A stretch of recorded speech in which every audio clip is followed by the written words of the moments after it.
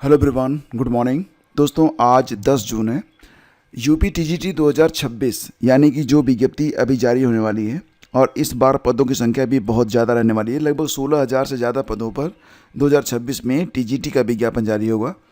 All over अगर देखा जाए तो जो प्रिंसिपल के पद होंगे प्लस पीजीटी के पद होंगे प्लस आपके जो टीजीटी के पद होंगे, सभी जोड़कर देखा जाए तो 23,000 से 23,500 के बीच में पद रहने वाले हैं। हालांकि जानकारी मिल रही है कि जो प्रिंसिपल के पद हैं उन पदों में थोड़ी कटौती हो सकती है। अभी तक जानकारी मिल रही थी कि लगभग 2504 पद रहेंगे, लेकिन अब ये जानकारी मिल रही है कि लगभग 1800-1900 के आसपास पद रह सकते हैं, क्योंकि लगभग 600 पद ऐसे हैं जो कि 2013 में ही ज्ञापित कर दिए गए थे और उन पर भर्ती प्रक्रिया फिलहाल अभी चल रही है। दोस्तों, यहाँ पर आप लोगों का एक सवाल आता है और बहुत सारे बच्चे ये सवाल पूछते हैं कि अगर उनकी जो एलिजिबिलिटी है वो फर्स्ट ईयर और सेकेंड ईयर के आधार पर बन रही है, यानी कि थर्ड ईयर में उनका कॉम्बिनेशन नहीं बन रहा है, तो क्या वो यूपी टीजीटी की परीक्षा में शामिल हो सकते हैं? क्या यूपी टीजीटी की परीक्षा में उनका शामिल होना वैध माना जाएगा? अंतिम रूप से वो चयनित हो पाएंगे? देखो दोस्तों, इस पर एक कंप्लीट वीडियो मैंने अपलोड भी किया हुआ है और आयोग में एक आरटीआई लगाई गई थी और उसका जवाब आयोग ने दिया था। तो फिलहाल यहाँ पर ऐसी कोई भी बंदिश नहीं है, जैसा कि कई अन्य शिक्षक भर्तियाँ होती हैं जिसमें ये कहा जाता है कि सब्जेक्ट आपने तीनों साल पढ़े हुए हों। लेकिन यूपी टीजीटी में दो बातें बहुत ही अच्छी होती हैं। पहली बात तो ये कि आपका कॉम्बिनेशन ये पहले 2 सालों में भी अगर बन रहा है, मान लेते हैं कि समाजिक विज्ञान आपका है और आपने इतिहास को सेकेंड ईयर तक पढ़ा हुआ है केवल, ठीक है, आपने सेकेंड ईयर के बाद इतिहास को छोड़ दिया था और थर्ड ईयर में आपका 2 विषय है, मान लेते हैं कि उसमें से एक अर्थशास्त्र है और एक हिंदी है, तो क्या आप एलिजिबल रहेंगे? जी हाँ दोस्तों, आपका कॉम्बिनेशन बन रहा है कि आपने स्नातक के दौरान इतिहास और अर्थशास्त्र दोनों विषय पढ़े हुए हैं। तो इसी प्रकार से आप अन्य विषयों को भी समझ सकते हैं कि अगर प्रथम 2 वर्षों के दौरान आपका कॉम्बिनेशन बन रहा है तो इसमें कोई दिक्कत आपको नहीं होने वाली है, ठीक है। और देखो दोस्तों, एक बात और भी कि सामाजिक विज्ञान विषय की तैयारी अगर आप कर रहे हैं तो यहाँ पर परीक्षा में आपको एक छूट भी मिलती है। क्या छूट मिलती है? कि मान लेते हैं कि आपने स्नातक के दौरान इतिहास और राजनीति शास्त्र विषय का अध्ययन किया हुआ है, लेकिन जब आप परीक्षा देने बैठते हैं तो आपको लगता है कि भूगोल और अर्थशास्त्र का, या फिर इतिहास और अर्थशास्त्र का, या फिर राजनीति शास्त्र और भूगोल का, यानी कि वो विषय भी आप परीक्षा दे सकते हैं उन विषयों से भी जो विषय आपने स्नातक में नहीं भी पढ़े हैं। ये 2 बातें आप लोग याद रखिएगा।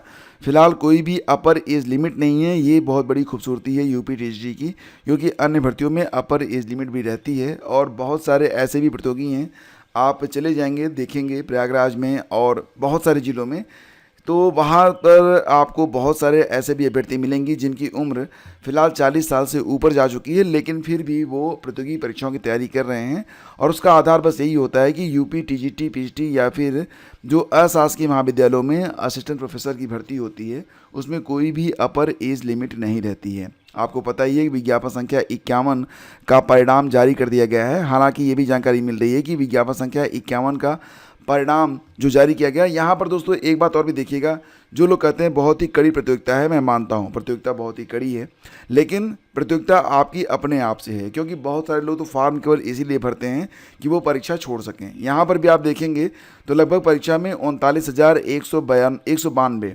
अभ्यर्थी जो है परीक्षा में सम्मिलित हुए थे, जबकि अगर आप देखेंगे तो परीक्षा में शामिल कितने हुए थे तो एग्जैक्टली 82,876 लोग इन्होंने आवेदन किया था।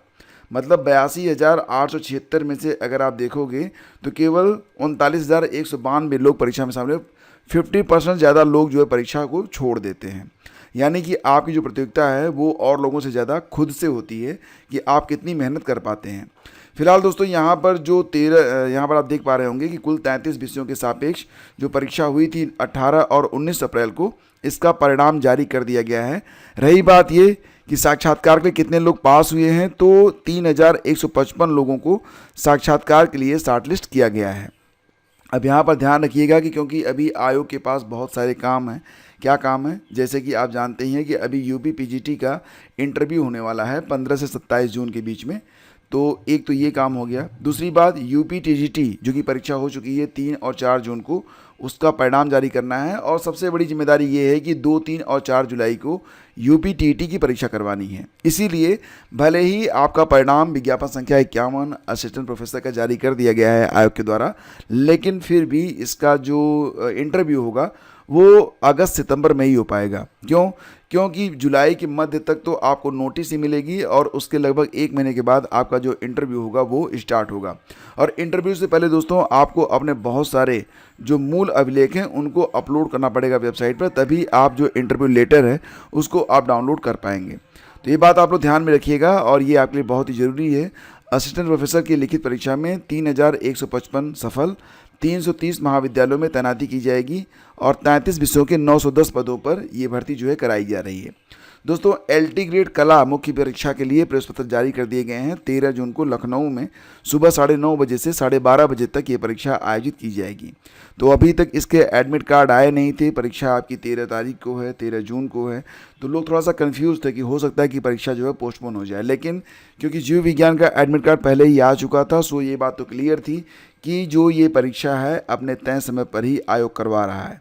और हालांकि बहुत सारे ऐसे भी एस्पिरेंट हैं जो कि एलटी ग्रेड की इस मुख्य परीक्षा में जो कि 13 जून को होने वाली है, साथ ही साथ आप ये भी जानते हैं कि 14 जून को आपकी जीआईसी प्रवक्ता की परीक्षा है। तो बहुत सारे अभ्यर्थी जो कि दोनों परीक्षाओं में शामिल हो रहे हैं और उनके परीक्षा केंद्र काफ़ी दूर दूर हैं। इसको लेकर अभ्यर्थी लगातार जो है एप्लीकेशन दे रहे हैं, अनुरोध कर रहे हैं आयोग से कि 13 तारीख को जो परीक्षा है इसको कुछ दिनों के लिए पोस्टपोन कर दीजिए। लेकिन मैंने आप लोगों से कहा था कि आयोग किसी की सुनता नहीं है, अगर वो अपनी कोई दिक्कत में ना हो। तो फिलहाल आयोग यहाँ पर जो परीक्षा है वो तो करवा के मानेगा, क्योंकि अब एडमिट कार्ड जारी करने का मतलब है कि ये पूरा संकेत है कि परीक्षा में कोई भी बदलाव नहीं किया जाएगा। परीक्षा अपने तय समय पर 13 और 14 जून को ही संपन्न होगी।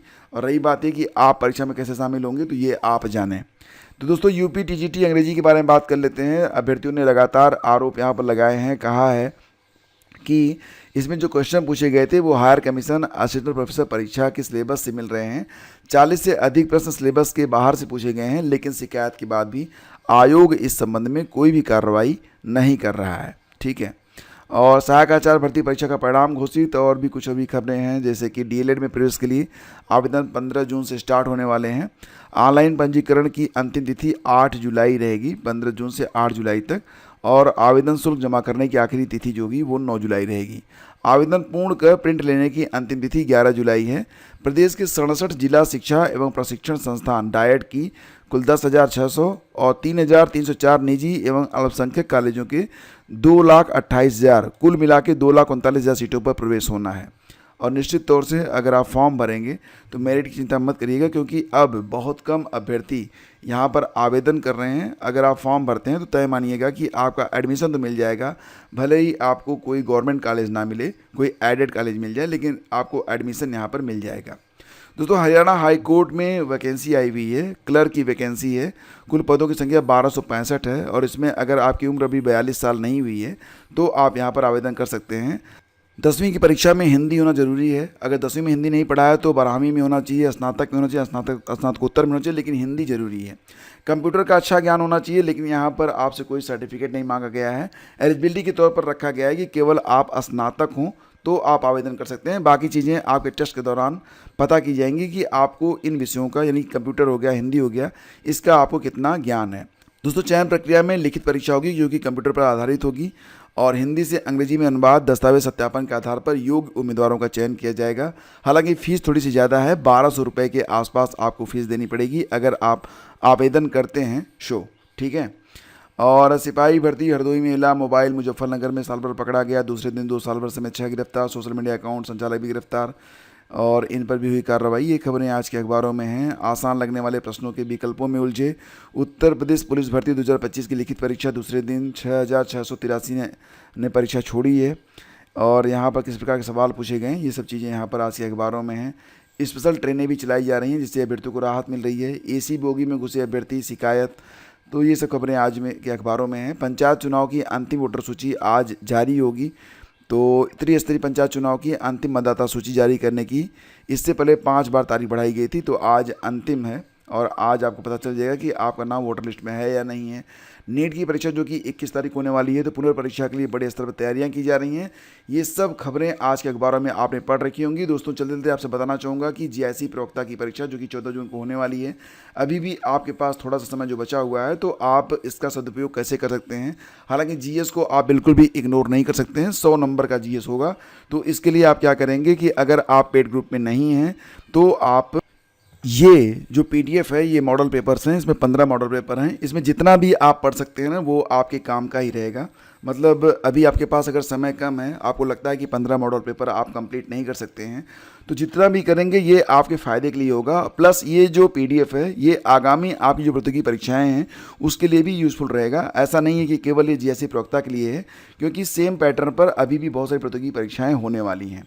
तो अगर आप चाहें तो ये पीडीएफ ले सकते हैं। अदरवाइज अगर आप पीडीएफ नहीं ले सकते तो आप एक काम करिए कि आप चैनल पर चले जाइए, और दोस्तों चैनल पर जाने के बाद आप मुख्य रूप से 2 प्लेलिस्ट ओपन कर लीजिएगा। पहली जो प्लेलिस्ट है ये करंट अफेयर की होगी। इसमें जितने भी लास्ट 1, 2, 3, 4 महीने के करंट आप पढ़ सकते हैं। मैं आप लोगों से कहूँगा कि कम से कम आप जनवरी, फरवरी और मार्च का जो करंट अफेयर का वीडियो है, ये 3 वीडियो आप ज़रूर वॉच कर लीजिएगा।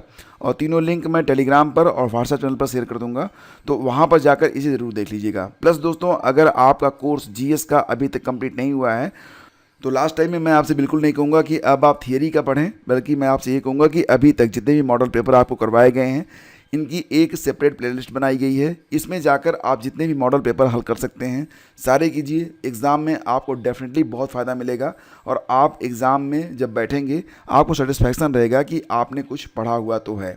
ठीक है, तो मिलते हैं दोस्तों आपसे अगले वीडियो में। तब तक के लिए आज्ञा दीजिए। और हाँ, अगर आपको ये पीडीएफ चाहिए तो आप हमें व्हाट्सएप पर मैसेज कर सकते हैं। लिंक आपको डिस्क्रिप्शन में दिया गया है। Thank you.